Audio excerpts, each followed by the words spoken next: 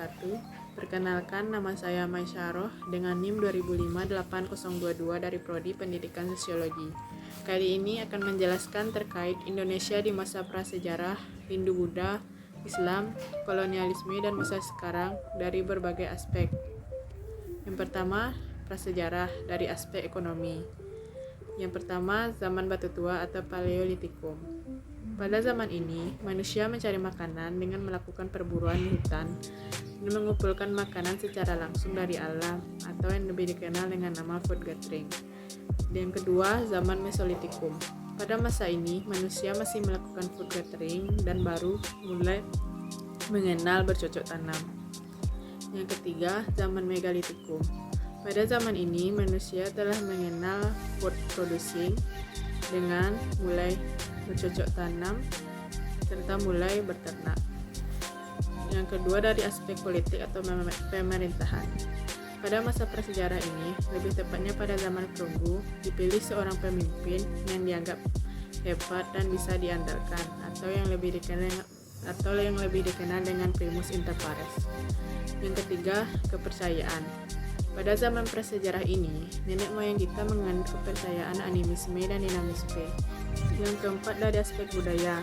Pada zaman prasejarah ini, beberapa bentuk peninggalan budaya adalah menhir atau tugu batu tinggi yang digunakan sebagai tempat pemujaan, dolmen atau meja yang terbuat dari batu.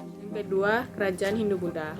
Dari aspek ekonomi, pada masa kerajaan ini, masyarakat mulai melakukan perdagangan yang awalnya dilakukan secara barter. Kemudian setelah itu mereka mulai melakukan perdagangan dengan alat tukar yang fungsinya sama dengan uang, yaitu emas dan perak. Yang kedua, politik dan pemerintahan.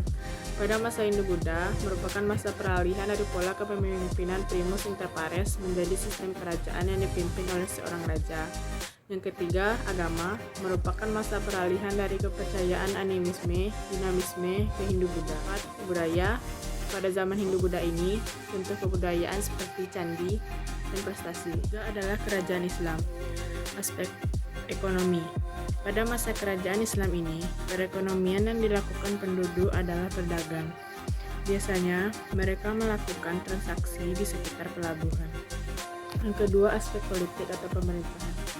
Pada masa Islam, pemerintahan masih bercorak kerajaan yang disebut kesultanan. Pemimpinnya biasa disebut dengan sultan atau sunan. Yang ketiga, agama. Agama Islam mulai masuk dan mulai menggeser Hindu-Buddha menjadi agama yang mendominasi pada saat itu. Yang keempat, budaya. Pada zaman kerajaan Islam, contoh kebudayaannya seperti masjid, keraton, kaligrafi. Lanjut kepada zaman kolonialisme, yaitu dilihat dari aspek perekonomian.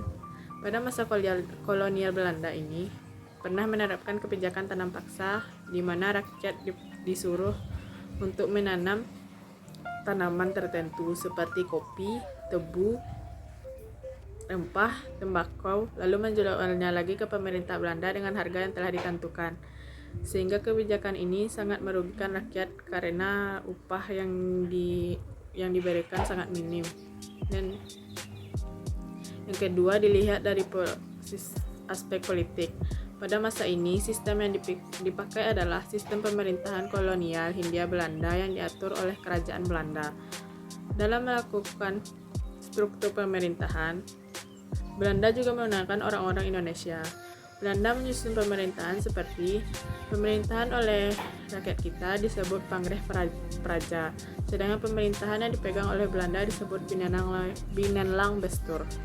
Yang ketiga, dari aspek agama. Pada zaman ini, agama Kristen mulai masuk ke Indonesia yang dibawa oleh para penjajah yang mempunyai misi 3G atau Gold, Glory, dan Gospel, yang mana Gospel berarti penyebaran agama Kristen ke daerah jajahannya. Yang keempat, budaya. Budayanya seperti cara makan, cara berjalan, kegiatan berdansa yang merupakan adopsi dari budaya barat. Dilihat dari masa sekarang, dari aspek ekonomi, yaitu banyaknya sektor pekerjaan yang mulai berkembang seperti industri, jasa, IT, dan lain-lain. Agama di masa sekarang masih didominasi oleh Islam dan 6 kepercayaan yang diakui oleh negara kita yaitu agama Islam, Kristen Katolik, Kristen Protestan, Hindu, Buddha, dan Konghucu. Yang ketiga, dilihat dari politik atau pemerintahan. Di masa sekarang ini, Indonesia menganut sistem demokrasi dan dipimpin oleh seorang presiden dan wakil presiden. Selanjutnya dilihat dari aspek hukum. Di masa sekarang ini, hukum yang dipakai di Indonesia berpedoman pada Undang-Undang 1945 dan Pancasila. Sekian penjelasan dari saya. Assalamualaikum warahmatullahi wabarakatuh.